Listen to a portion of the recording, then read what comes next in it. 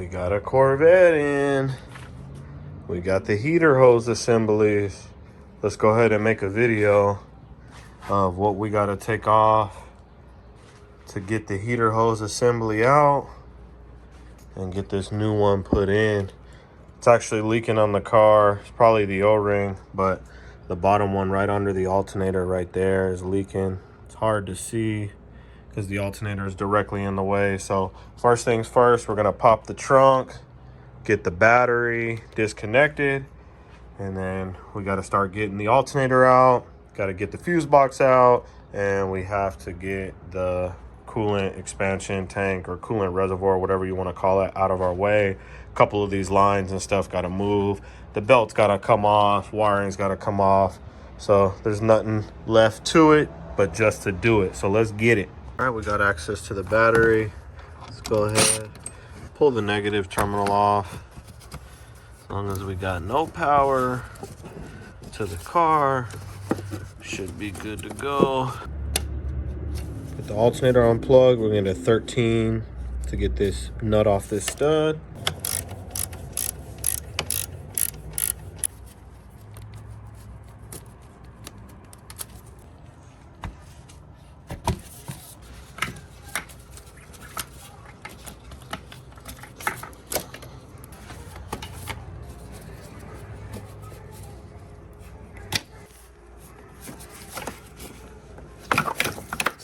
Got this whole assembly off. Got the belt off. We're starting to get the alternator bolts out. We already got the lower one all the way loose, but it's actually hitting the box. So we're gonna take the air box out the way so we can get both of the bolts out and get the alternator out of our way. The air box pushed out of our way, got it off the throttle body over there. Let's go ahead and get this alternator all the way out. I'm gonna use both of my hands. We're gonna pull that up and out since we got both of the bolts out of the front, and I'll show you guys what line is leaking. So it's a little hard to see. It's easier to see from the bottom, but this lower fitting is leaking, and you can't just buy the fitting. You can see it's leaking there and it's dripping down on that connector down there on the AC compressor. Let's zoom in right there. So you can see it's leaking on that AC connector, and there is the fitting right there. It's hard to get an angle on it, but you can see it's getting ready to drip already. So that's what's leaking on the side of the water pump. That's our problem. So let's get these lines pulled off. We're gonna get the fuse box out of our way next. All right, we got the fuse box cover out of the way. So we gotta loosen these two tabs up. They meet up in the middle, and then once you lift this up, you got a 13 down here you gotta take off. There's a tab on each side. You gotta lift the tab, that'll pull up in the middle. Same thing on this side. We got that nut off and got the two wires off there. This box, you gotta meet them up in the middle and kind of just work its way out. Just be careful, that way you don't damage any of the pins or anything, but you can see all the pins there. You can see the connector here. So now we got to get this out of our way because you can see the lines run directly underneath it, and it connects to the bottom of this reservoir. So there is a tin here. There's a tin right under this line. You got to release this AC line out of your way. There's one tin down there, and then there should be another tin on this side, but it's actually missing right there. To get this out, and then to remove this reservoir, there's a tin right next to it. You have to kind of pry slide these clips out on the bottom. You can see where they clip in.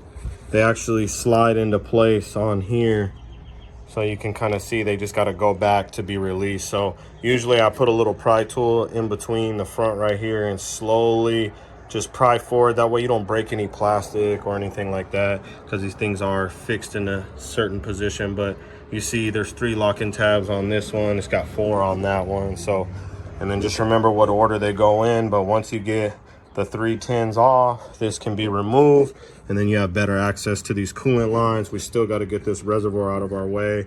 So I got that tin loose there. I believe there's one more tin on the back side right here. So we'll get that one as taken off as well.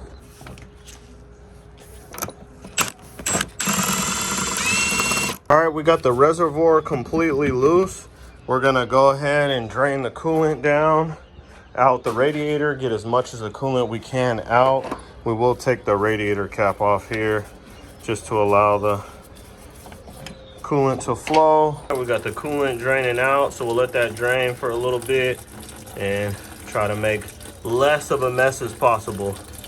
We got the reservoir up. You can see where one of the heater hose lines connects to the bottom of the reservoir there, and then the other two go on the pipes on that side there. You can see 1 and 2 down there. So we'll get those clips off. Looks like purple clip up top, silver clip on the bottom, and then we got one there. Once you remove that one, you got a second one that's attached. So we'll get all of those off and get this assembly out the way. Doesn't look like it's attached to anything besides what it plugs up to. There's no like bracket or anything that holds it down that I could see yet. Right, get this off. One clip. Let's pop the lower line off. Yep. Made a little bit of a mess, but we should be catching all of it. Yeah, we are. Okay, cool. As long as we're not making a mess on the ground, that's all I care about. So we got this section, which is this section here, off. So we know we got the other 3. We got one on the reservoir. I tilted the reservoir up. There's a little bit of coolant trapped in there, but if we pop the line off and leave it up, we won't make a mess. And then we'll move that out of our way, keep it straight up and down, because the leak points are only here and here. Got the top line off. Got the clip out of the lower line. We'll go ahead and pop that one off. Give it a little wiggle. It'll come off. The gray and blue connector, the hose runs right in between that one and this AC line. So just make sure you, when you route it back in, you retuck it up under those two without bending up a line. All right, it's coming out. Okay. All right. Got it out in a group. To see how flat that O-ring is in there. So that's why coolant was leaking past. Let's go ahead and get our new assembly in. We remember this one ran here in between this connector and this AC line. And then we got the gray one. Gray clip on the bottom, purple clip up top. So we'll get that slid on. Listen for the click. Oh, almost. Oh, let me use this hand. It's hard to get your hand down in between there. Bam, there's the click. Second click. Got gray on the bottom, purple up top. Both of those are connected. We'll sneak the reservoir back in here, get this one back connected to it so we don't make a mess, and then we'll fit the reservoir back up in place and start piecing everything back together. ASMR click. Ooh. We got the reservoir back in place. We're gonna get some of these lines connected back, and then we'll get the fuse box back in place next. See, we got the lower lines already clipped on down there. And then from there, fuse box, put these couple of cables back on, throw the alternator back on, get the air box back in place, connect it back to the throttle body, mass airflow sensor, get the belt and all that on at the same time. And then we'll fill this thing up with coolant. All right, we got the fuse box back in place. So we're just gonna get all these connectors slid and locked back in so we can get the actual fuse box back in. This is just the fuse box bracket. But we got all those locked in place. So we'll go ahead and get this thrown on. I just like to always double check these pins to make sure none of them are bent over or anything, but they all look good. The fuse box locked back down. Let's go ahead and get the 13 on. 13's on and tight. Lock one side down and the other side. And we'll slide the cover right over. We got cover on. We're gonna go ahead, feed this line back over that we pushed up out of our way earlier. This line runs and connects right to the top of the reservoir, and then push the tab down. Alternator is going back on. Pro tip, slightly tap these in, just very slightly. You don't want to break the ear off the aluminum housing, but slightly tap these forward and it makes the alternator go in so much easier, trust me. All right, we got our lines connected back together. We're gonna go ahead, get the coolant filled all the way up with our vacuum system, get the air compressor turned on, and just look over our work, make sure we got everything tight. We got alternator wire tight, clips all in, air box is on, throttle body couplers back connected, and then we got the bolts in the side of the air box on both sides. Mass airflow plugged back in. Getting the system vacuum down. And then once it's down at the correct pressure, we'll let it sit for a minute just to ensure that we have no leaks. See all the hoses are being sucked down. Stopped right there under 25, so we'll let it sit for a few minutes, make sure it doesn't retract back, and then we'll get the coolant level filled up. All right, we got coolant going back in. Gonna get the system filled all the way up. Make sure we don't get no air or nothing in there. As you can see, it's retracting back.